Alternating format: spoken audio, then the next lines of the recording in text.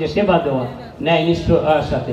একজন আলেমের কাছে, একজন ইমামের কাছে কি আমানতদারিতা রয়েছে? মুসল্লিদের পুরা সপ্তাহ ধরে উন্মুখ হয়ে বসে থাকে, আপনার মুখে নিশ্চিত কিছু কথা শুনবে যেটা তার জীবনকে বদলে দেবে। হ্যাঁ, এই জায়গাগুলো আমাদেরকে মনে রাখতে হবে। আর আল্লাহ পাক কোরআনের ভিতরে বলছে, উদউ ইলা সাবিলি রাব্বিকা বিল হিকমাতি ওয়াল মাউইজাতিল হাসানা ওয়াজাদিলহুম বিল্লাতি হিয়া আহসান। অর্থাৎ তুমি মানুষকে আল্লাহর দিকে ডাকো হিকমত সদুপদেশ দিয়ে, এবং যখন তাদের সাথে তর্ক করবে, যদি কোনো বিতর্কের অবতারণা হয় অবশ্যই উত্তম যুক্তি দিয়ে, কাইটো তর্ক করা না। তো এইটা উত্তম যুক্তি দিতে হলে কিন্তু আবার নিজের জ্ঞান গরিমাকে বাড়াইতে হবে, নিজের পার্সোনাল এফিকেসি বা কর্মদক্ষতা বাড়াই নিতে হবে, কন্টিনিউয়াস অধ্যয়নের উপর দিয়ে, চর্চার উপর দিয়ে থাকতে হবে। সেই জায়গাটাও কিন্তু আপনাদের প্রতি অনুরোধ থাকলো। তো এইগুলো বলি আমি। আর যে আপনাদের মধ্য দিয়ে সত্যিকার অর্থে এই যে এত বড় একটা বিপ্লব হলো, কত মানুষ আত্মাহুতি দিল, আমরা বোধহয় সংখ্যাটা ভুলে গেছি।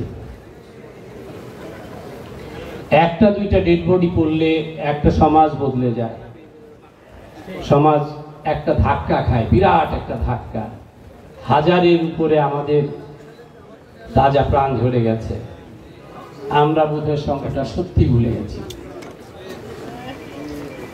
যে জুলুম নিপীড়নের বিরুদ্ধে, যে অন্যায়ের বিরুদ্ধে এই আন্দোলন আসছে, এটা কোনো একটা রেজিম চেঞ্জ করার জন্য না, যে অমুক আজকে চেয়ারে বসে আছে, উনি চলে যাওয়ার পর আমি এসে বসবো, আগে উনি অন্যায়গুলো করে সুবিধা নিত আমি নিব, সেটার জন্য না।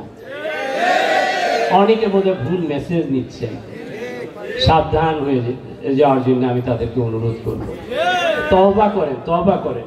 আর যেন এই পরিস্থিতি বাংলাদেশের মানুষ এত মূল্য যেন আমাদের দিতে না হয়। এত মূল্য আমরা দিয়ে যদি এরপরেও যদি একটা সমাজকে আমরা যদি দিক পরিবর্তন না করতে পারি, ন্যায়ের দিকে, নিষ্ঠার দিকে, সমস্ত বৈষম্যকে পায়ে এর নিচে পদদলিত করে যদি আমরা এগিয়ে যেতে না পারি, তাহলে আমাদের চারদিকে প্রচুর ষড়যন্ত্রকারী রয়েছে, আপনারা জানেন। এরপরে কিন্তু এই প্রথম টার্গেট কারা হবে তা আপনাদের বুঝে নিতে নিশ্চয়ই কষ্ট হয় না। যদি আবার সেই সময় আসে, সুদে আসলে কিন্তু আবার এই কিসের বদলা দিতে হবে, এই ভুল। এই জন্যে যারা আজকে মনে করেছেন যে না, দিন বদল হয়ে গেছে, এবার আমার পকেট ভারী করার পালা, জঘন্য চিন্তার ভিতরে আছে, পরিণতি দেখেন নাই। আমি প্রজাতন্ত্রের কর্মচারী, আমার কণ্ঠ এখানেই আমি সীমিত রাখতে চাই, আমার ভিতরের ক্ষোভটা আরো অনেক বেশি। তো আপনারা বলতে পারবেন, আপনারা খোলা ময়দানে বলেন, আপনারা তো আমার মতো চাকরি করেন না, আমিও সমালোচনা করতে পারি, কিন্তু আমার একটা ছোট্ট শর্ত দিয়ে দেওয়া আছে, সেটা হলো আমি আমার চাকরিটা থেকে ইস্তফা দিয়ে আপনাদের মতো করতে পারবো, আমারও সেই স্বাধীনতা আছে। তো সেটা হলো অন্যরকম। আপনারা আপনাদের এই বিষয়গুলোর উপর একটু খেয়াল রাখতে হবে। এই যে চাঁদাবাজি, যেগুলো জুলুম অত্যাচার যে একেবারে থেমে গেছে, এটাও না, কিন্তু আমরা সারা দেশের চিত্র পাচ্ছি, বিভিন্ন জায়গায় এরকম এ নিয়ে হানাহানি হচ্ছে। এই জায়গাটাও প্রতিরোধ করতে হবে।